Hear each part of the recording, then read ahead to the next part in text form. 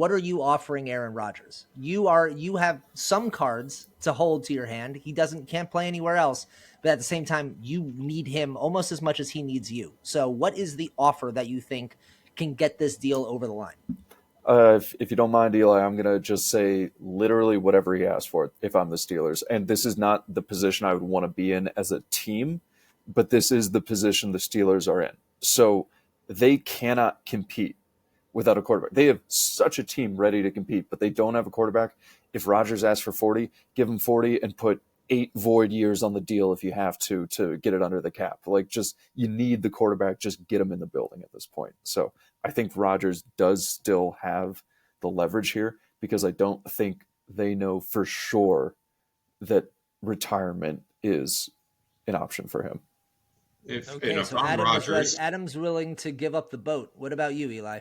Yeah, so when Omar Khan looks at the current quarterback contract field right now, Sam Darnold is at 33.5 AAV.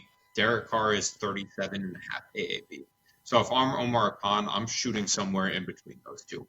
I think I would hold that line pretty firm in that kind of 35 million range for him, where you can say, hey, Raj, you are not the player that you were. You are still a starting caliber, and we're going to pay you more than Sam Darnold. I think Rodgers says that's okay with me. But less than Derek Carr? You think he's cool with that? Yes.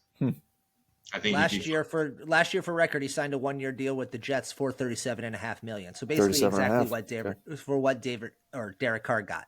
Yep. So, I mean, if we're using that as a barometer point, I don't think that's unfair. I think 30 million is about where I'd have the conversation start.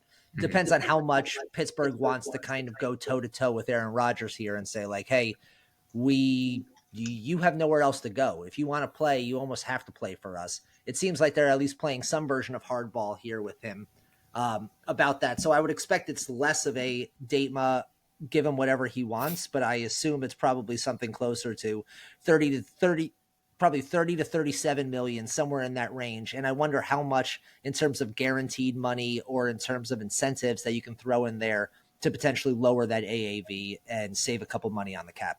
Yeah. For context, the current cap of the Steelers is 33.6 million.